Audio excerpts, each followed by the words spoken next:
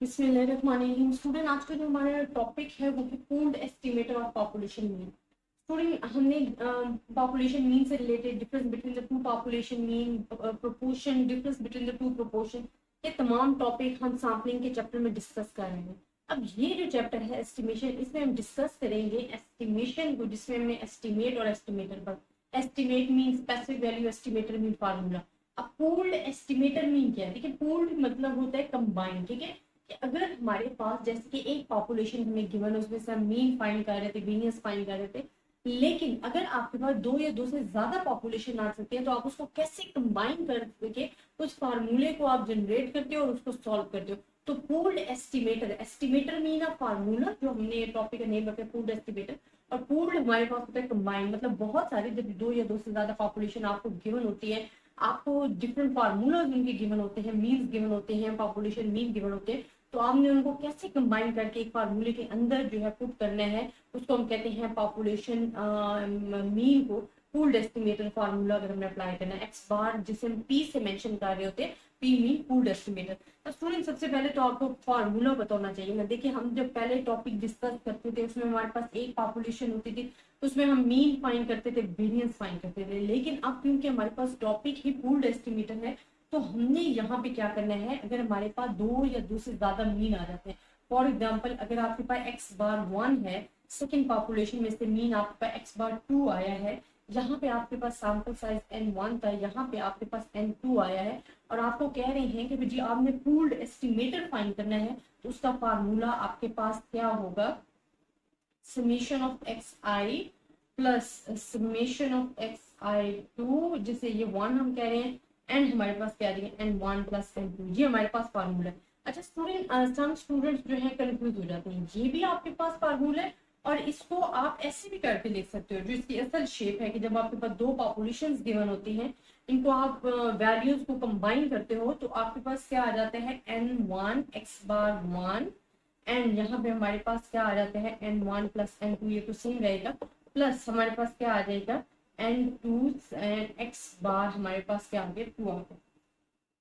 ये हमारे पास आ जाता है पूल्ड एस्टिमेटर का फाइनल फार्मूला, जो है जब हमारे पास दो या दो से ज्यादा पॉपुलेशन जो है वो गिवन होती है। अब स्टूडेंट, अक्सर स्टूडेंट कंफ्यूज हो जाते हैं कि मैम ये एकदम से इसमें कैसे कन्वर्ट हो गया।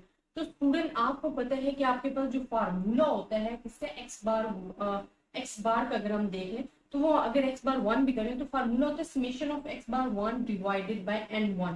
अब हमें ये सिचुएशन गिवन थी एक्स बार 1 की, इट्स मीन यहाँ पे हम क्रॉस मल्टीप्लीकेशन कर सकते हैं ना, उसमें क्रॉस मल्टीप्लीकेशन करो तो x bar 1 and n1 is equal to,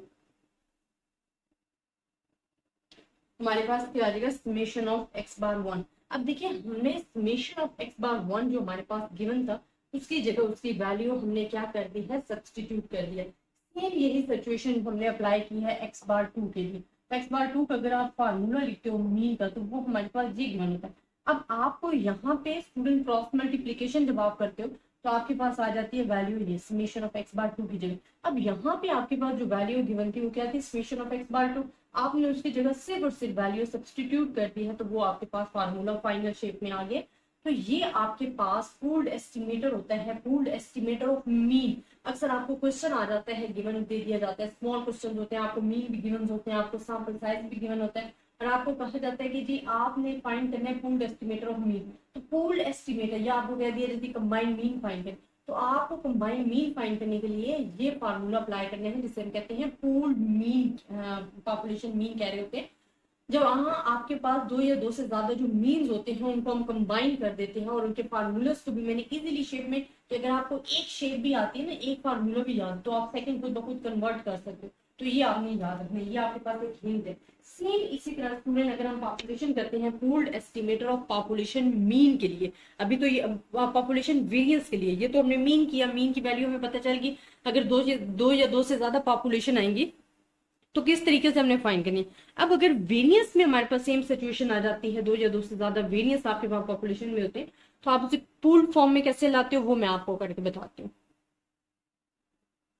अब स्टूडेंट, आपके पास क्या होता है कि अगर आपको कहा गया है कि जी आपने फाइंड करना है pooled estimator of population variance, जो कि आपको मैं आगे एग्जांपल्स करवाऊंगी, उसमें आपको ऐसे गिवन भी है क्वेश्चंस, ठीक है। तो फिर आपने क्या करना है, स्टूडेंट आपने फिर करना है कि अगर आपको दो से ज्यादा वेरिएंस गिवन है तो आपने फार्मूला जो अप्लाई करना है वो दो फार्मूलाज होते हैं। इसमें भी स्टूडेंट कंफ्यूज हो जाते हैं, वो भी मैं आपको एक हिंट देती हूँ ताकि आप इजीली अपने फार्मूलाज को याद रख सको। यहाँ हमारे पास क्या होता है, summation of x minus x bar 1 जो है का स्क्वायर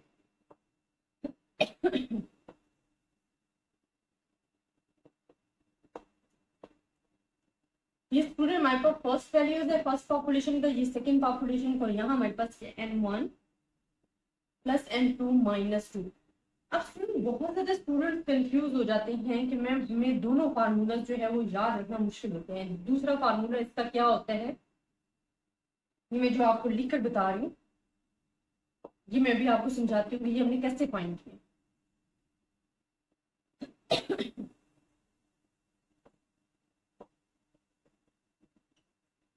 अच्छा स्टूडेंट, सबसे पहले तो हम ये डिनोमिनेटर्स में देखते हैं कि हमारे पास n1 प्लस n2 माइनस 2 कैसे आए। अब स्टूडेंट्स आपको पता है कि जो हमारे पास वैल्यू होती है जो अनबायस्ड एस्टिमेटर में होती है वो क्या होती है, n माइनस 1 होती है। n1 अगर माइनस 1 है, साथ में प्लस कर रहे हैं n2 माइनस 1, ये दो हमारे पास वैल्यूज आ गई हैं जो कि हम कहते हैं कि हम अनबायस्ड एस्टिमेटर में देख रहे होते हैं। अब हमारे पास अगर इसको हम इकट्ठा कर देते तो हमारे पास n1 plus n2 minus minus plus हो जाता है, लेकिन साइन आपके पास क्या लगता है, माइनस का। तो ये जो चीज हमने यहाँ पे लिखी है ये आ जाती है दोनों। अब स्टूडेंट आपको एक चीज याद रखनी है कि स्मॉल एस स्क्वायर जो कि अनबायस्ड एस्टिमेटर वेरिएंस होता है वो किसके इक्वल होता है, summation of x minus x bar 1 का square divide by n minus 1। ये फर्स्ट के लिखा है। अब देखिए अगर हम इसे क्रॉस मल्टीप्लीकेशन करते हैं, क्रॉस मल्टीप्लाई करते हैं तो हमारे पास क्या आ जाएगा, n1 माइनस 1 s1 का square summation of x bar 1 minus, ये हमारे पास आ गया। तो स्टूडेंट हमने सिर्फ और सिर्फ इसकी जगह पे क्या अप्लाई कर दिया है, ये वाली वैल्यू सब्स्टिट्यूट कर दी है नेक्स्ट फार्मूला में। तो अगर आप एक फार्मूला याद रख लेते हो तो दूसरा ऑटोमेटिकली आपको आ जाएगा, ठीक है। इसी तरह देखो यहाँ आपके पास क्या है, यहाँ आपके पास जो सेकंड स्मॉल एस स्क्वायर होता है। अच्छा स्मॉल एस स्क्वायर और कैपिटल एस स्क्वायर में फर्क क्या होता है, ये भी बहुत सारे स्टूडेंट जो है क्वेश्चन कर रहे होते हैं।